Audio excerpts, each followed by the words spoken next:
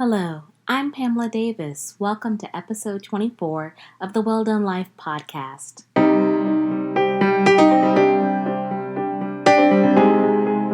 Hello, and welcome back to episode 24 of the Well Done Life podcast. I'm your host, Pamela Davis. If this is your first time here, hey, and you're right on time. And this podcast is just getting started. If you've been here before, I just want to say thank you so much for continuing to listen. I hope I'm adding value, and I look forward to communicating with you and sharing experiences. The Well Done Life podcast for everyone is about building community by sharing experiences. No one is an expert at this thing called life, so I really wanted us to kind of come together, learn, and grow. Before we dive in, I definitely always like to give praise and reverence to the first responders out there holding it down for us with COVID-19. Thank you so much. This past week here in Florida has been rough. I know that there are a few other areas that are hotspots in the country, and I'm just praying that everybody sooner or later can start just wearing a mask and can social distance and take care of themselves and just be as kind as we can to each other so we can kind of start to begin to move past this. I know it's going to take some time, and I know it's rough out here, so just everyone, please just do your part. Today's episode, to me, is a little different than maybe what we've kind of been talking about. I don't know. You'll tell me in the show notes, I hope. But today I kind of wanted to talk about relationships.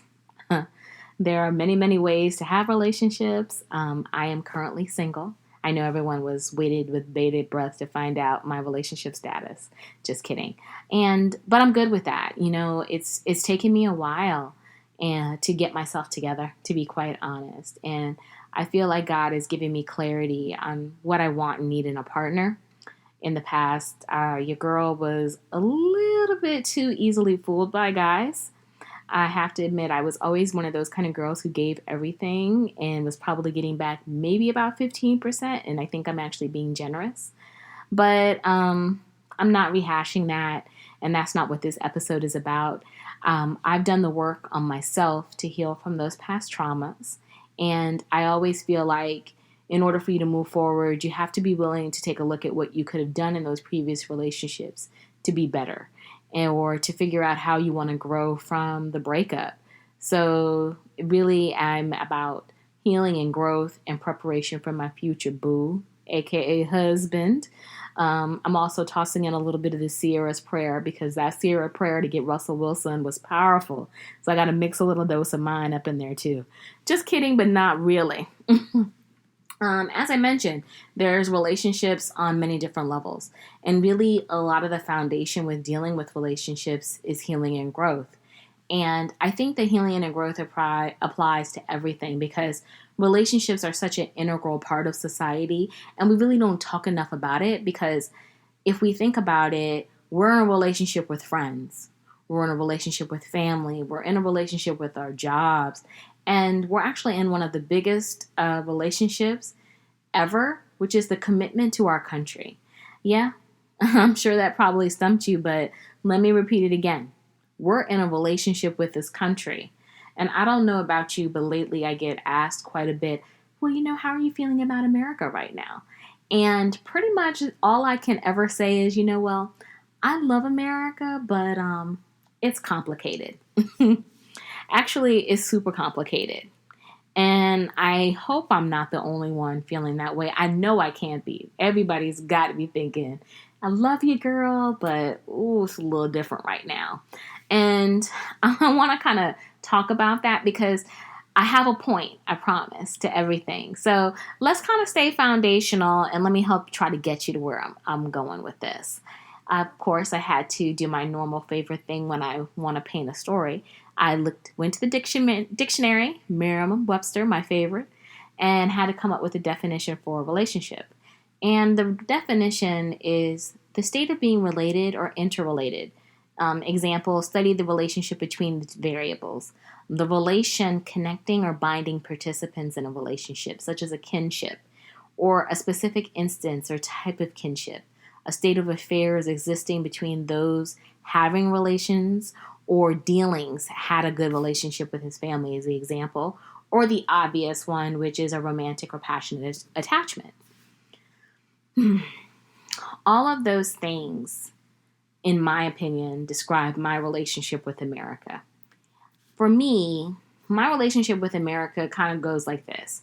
I was born here. My parents were born here. Their parents before them were born here. And I'm going all the way back to when my ancestors were kidnapped from Africa and brought here against their will. And I definitely want to put this quick side note in. Remember, Africans were brought here against their will. I've heard people recently act like, the slaves just magically appeared here. No, they were kidnapped and brought here. And if you need more of a point of reference about that, you should definitely educate yourself on the Middle Passage and the slave trade, because that will give you a lot of insights into what occurred on those slave ships, the atrocities, and the beginning of the abuse that would lay the foundation as we're moving through centuries of oppression. And it's very important to have that information. And I'm giving this side note because, again, I want you to understand that the beginning of my relationship with America and Black America's beginning in this country was through abduction. It was through force. So essentially, Black Americans have been in an abusive relationship with America for almost 400 years. Yep, I know that's pretty stunning right now to say. But let's keep it foundational and hear me out. The definition of abusive, as defined by the Merriam-Webster Dictionary, is using harsh, insulting language, example, an angry, abusive crowd, harsh and insulting, abusive language, using or involving physical violence or emotional cruelty, example, abusive behavior, example, ran away from an abusive husband or an abusive relationship. Characterized by wrong or improper use of action, especially. Example, corrupt, abusive financial practices. Okay, think about that for a moment. And then let's kind of flip back to what we're talking about. And I'm sure I don't have to lay out specific examples of each to prove my point. I mean, we know the racial slurs. We're all very familiar with them. We've seen the discriminatory practices, the police brutality, the murder. One instance in particular that I remember when I think of murder and brutality is when I was younger, which I've said in another episode before, that I grew up in a house full of books and magazines. My parents were avid readers. So one of the books that I grew up, which is foundational, I think, in most Black homes, or was Jet Magazine. And in the Jet magazine, one month they had a story about the murder or the lynching of Emmett Till. Emmett Till, I want to say, and I didn't look it up unfortunately for this episode because this is off the cuff, but he was, I think at the time of his murder, I believe he was 14 years old. He was from up north and he was visiting family down south, and he whistled at a white woman. And a gang of white men kidnapped him. They lynched him, and they connected his body to, I believe, a cotton gin and threw his body in the river. His mother, obviously, came down. They recovered his body, and she demanded that he have an open casket funeral so that people could see the brutality that her son experienced. And I'll put a link in the show notes because it's very hard for me to talk about Emmett Till because that is one of the most horrific things that I had ever seen in my life. And even as a young girl, it is burned into my memory what that image looked like and the brutalization. And it was one of the first times that I ever could physically imagine recounting the atrocity of racism on that level. Of course, I had heard it in other forms as a younger child, but to see that burned in my mind what we've had to endure. And it is something that I feel like we don't talk enough about. And his mother's strength to be able to allow the world to see what they did to her child. She didn't shirk, she didn't hide, she was strong. But again, that's another story. but I will put a link there because you must see that. And it does key right into what I'm talking about in regards to this abusive relationship. And I mean, there's so many more other things that I could really lay out on the doorstep of why Black America is in an abusive relationship with America. And it's kind of, I guess, ironic that it has been going on for almost 400 years. And Blacks in America have really only had their civil rights since 1964 and the 68 Civil Rights Act. So at best, we're talking about 52 years of having our civil rights intact. But I think essentially you get the picture, which leads us to where we are right now. It's 2020. We're in the midst of a global pandemic, a recession that could rival the Great Depression, and racial unrest. I don't think at this time anyone would have thought that this would be the moment where it seems as if our abusers are beginning to being forced into taking accountability, true accountability for their actions. And it's a time now where the victims have found the confidence to let their voices speak their truth. I mean, of course, they always did say the revolution would be televised, but it's being televised, it's being spoken about.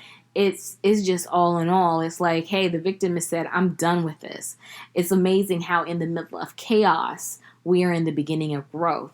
And we have to look at it again as a part of healing from this abusive relationship that we're in, that this is what happens in quality relationship. It's about honesty, growth, and actionable change. It's about hard work, and this is going to be hard. And this is going to be work that's going to transcend words.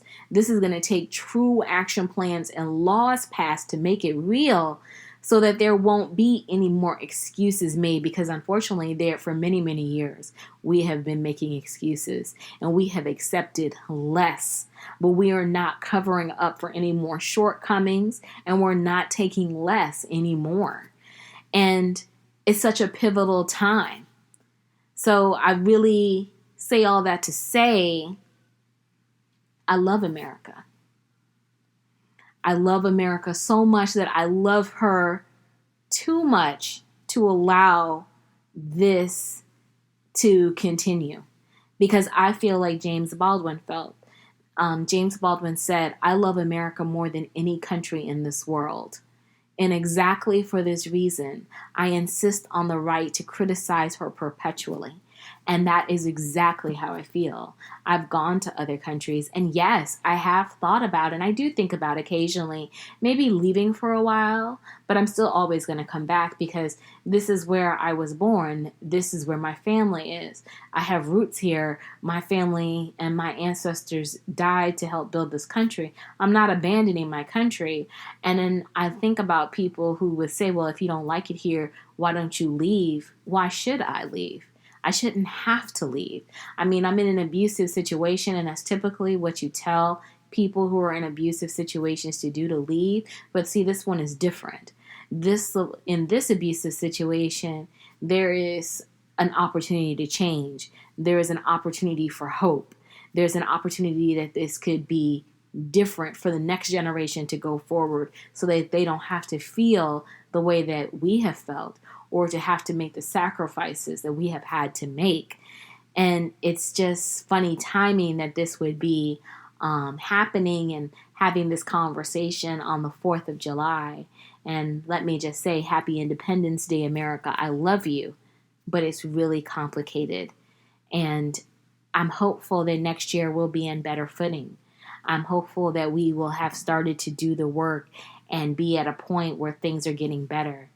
And as people, maybe we all can shoot firecrackers off next year, because we have gone a year where we have finally figured it out that because the color of my skin, I don't have to be attacked by the police. I don't have to be discriminated against.